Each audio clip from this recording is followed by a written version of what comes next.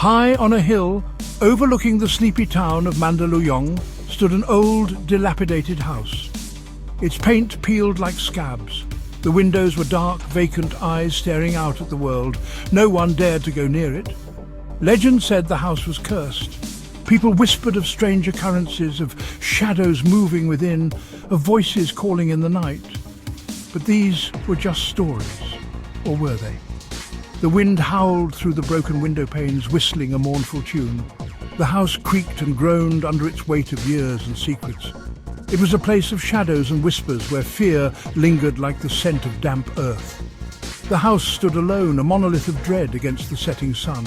A shiver ran down your spine just looking at it, a primal instinct warning you to stay away. But sometimes curiosity can be stronger than fear. Miguel, a 10-year-old boy with a thirst for adventure, wasn't afraid of the old house. He was fascinated by it. He would spend hours staring at it from afar, his imagination running wild.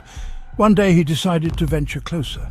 He told himself he just wanted a better look, but deep down, a thrill of excitement coursed through him. He wanted to see if the stories were true.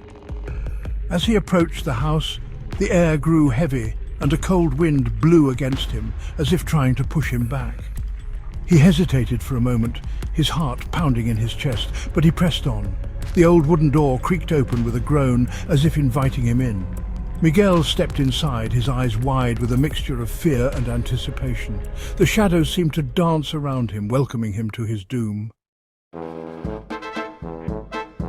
The house was dark and dusty, the air thick with the smell of decay. Cobwebs hung from every corner, and the only light came from the slivers of moonlight that pierced through the boarded-up windows. Miguel took a tentative step forward, his hand trailing along the rough wall. A floorboard creaked beneath his feet, the sound amplified in the silence. He froze, listening intently. "Hello?" he called out, his voice trembling slightly. The only reply was the echo of his own voice bouncing off the walls. He felt a shiver run down his spine, but he couldn't tell if it was from the cold or fear. Suddenly, he heard a noise, a soft shuffling sound like something dragging across the floor above him. His breath caught in his throat and his heart pounded in his ears. He was not alone. Section 4. The Claymation Man. Miguel slowly made his way up the creaking stairs, each step sending a jolt of fear through him. The shuffling sound grew louder, accompanied by a low, guttural growl that sent chills down his spine. He reached the top of the stairs and peered into the darkness. There, in the middle of the room, stood a figure. It was tall and thin, its body made of a strange, clay-like substance. Its eyes glowed red in the darkness. The creature turned its head towards Miguel, and a wide, grotesque smile spread across its face. It opened its mouth, and a raspy voice like nails scraping across a chalkboard filled the air. "You shouldn't be here, boy," the creature rasped, its clay lips barely moving. "This house is mine." Its voice seemed to suck the warmth from the air, leaving Miguel shivering in terror. Section 5. Escape from Mandaluyong. Miguel's blood ran cold. He knew he had to escape.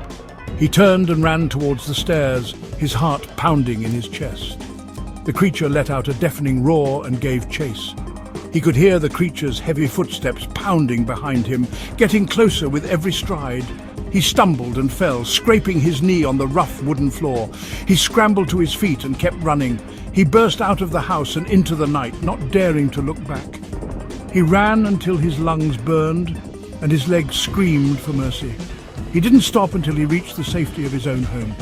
Miguel never went near the old house again. The memory of the Claymation Man and its chilling words haunted his dreams. He had escaped with his life, but the experience left an indelible mark on his soul. The house on the hill remained, a silent testament to the horrors that lurked within. The whispers in the dark continued, a constant reminder that some secrets are best left undisturbed.